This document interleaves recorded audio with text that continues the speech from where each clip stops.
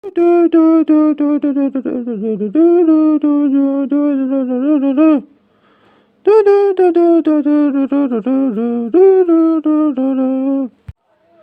know, in my first movie review, The Invisible Man, I gave it a rating. But as for my other movie reviews, I never gave it a rating again. I wonder why. I don't know, but I like to give a rating on this movie. Or should I say, movies.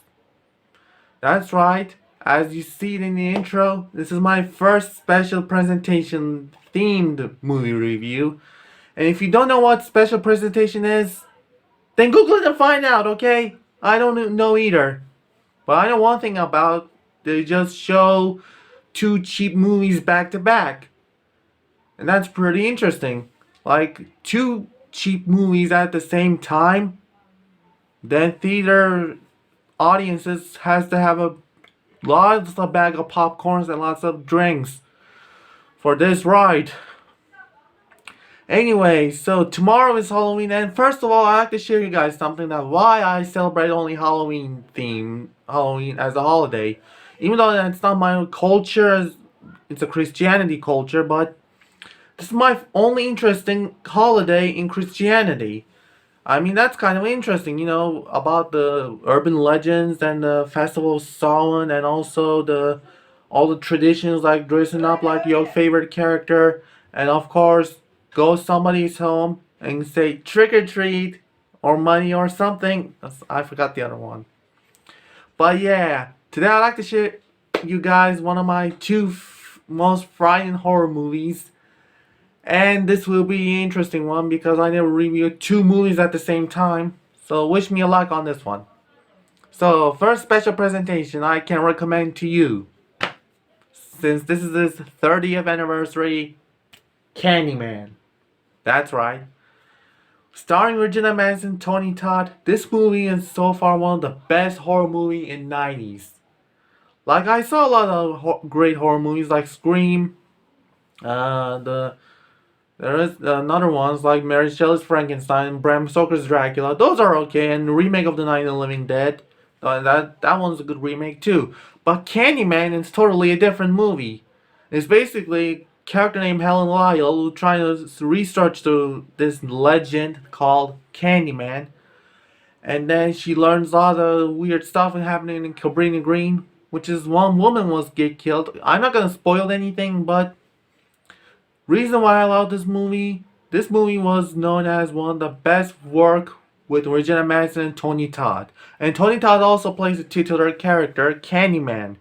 Which is, I gotta say, all the slasher villains I know, the Candyman, also known as Daniel Robenthal, I can't spell his last name, so I apologize. The Candyman himself has a most tragic backstory than any other horror villains, besides Jason Voorhees. So basically, he was a victim of the racist mob. So yeah, that's more tragic than ever. So basically, he fell in love with one of his pain subject, his daughter, pain subject, which is a white woman. And when they come together, she became pregnant. Her father raged out, so he sent a mob to kill the poor Daniel, and that's how he became like this. In the second movie, they show the flashback, but I don't know. I think that flashback should show in the first film. That's my opinion. Even though they mention it a lot, but if they're gonna make flashback, they should show it in the first film. But still, this movie also very terrifying as it comes to the jump scares. And the plot is basically about, the cliche, right? But this is working pretty well. You tell something, but nobody believes you. Helen Lyle was one of those victims. Well, Regina Manson was good too. She was also trying to save her life and also pretty much one person's life. I'm not going to get into it, but she's trying to fix something. She's trying to fix something what's good for. And Tony Todd basically one of the best versions. I mean, he's the one only known as Candyman. There will be no other Candyman ever. If they're gonna make a remake of Candyman, he should be in it. I, you know what? What am I saying? There shouldn't be remake of Candyman. There shouldn't be remakes at all. Both horror and Disney. That's what I'm gonna say. But Tony Todd is well known as Candyman with his role, along with his role from the Final Destination Pentology. And when he speaks, basically, like, his voice also goes into your brain and also hypnotizes you with this voice. That was that kind of amazing. And yeah. Anyway, like I said, I gave it a rating. But before I gave it a rating, I gotta mention the music. It was done by Flip Glass, and it was his finest music. I can listen to his soundtrack any day. Like my favorite soundtrack of all time in a horror movie. And yeah, I like to share another fact. If you know Hellraiser, you can find similarities in this movie with the revealing the villain. Because this is the made by Clive Barker. The story made by Clive Barker, but the director was Brendan Rose. Clive Barker was, well, he was writing an anthology book, I think. Either anthology or full book. I don't know. He made a story called Forbidden. That's what it's based from. So that's why I have to say Candyman is well written, well acted, well made. So I gotta give this movie 5 hooks. That's what I'm gonna say. That's why I'm gonna give it, because it was that special. Well, if you haven't seen it, go see it, because it's one of the most emotional horror and well-made horror movie ever made. Now let's get to the second movie, which is that second movie I saw. I never gonna recommend to you, but it was important for a lot of horror filmmakers and horror fans. It was Wes Craven's directorial debut, along with Sean Cunningham as a producer and writer, or just writer or producer. I can't remember, but this is late Wes Craven's first film ever made. That movie was known as Last House on the Left. The Last House on the Left, basically, it's the most gruesome, realistic horror film ever made. Even though it has some tagline like, to avoid fading, keep repeating, it's only a movie. Only a movie. If it's only a movie, there's a tagline in the beginning that says, this movie inspired from the true events. How is that, how are we not avoiding then? That's really confusing. Is it really based on a true story? Which is, I can't tell. I have to deep searching on it and check it on the internet later on. And if it is really messed up. Because basically it's about a gang who kidnap women, torturing and rape. I'm not gonna say this in this channel because those words never allowed. Because yeah, that scene where there's two versions of this film. There's an uncensored version and censored version. But if you want to see this movie, then I recommend to watch censored version because they don't show a lot of details. And yeah, characters are very terrifying, but the good guys also very, very, you root for their survival.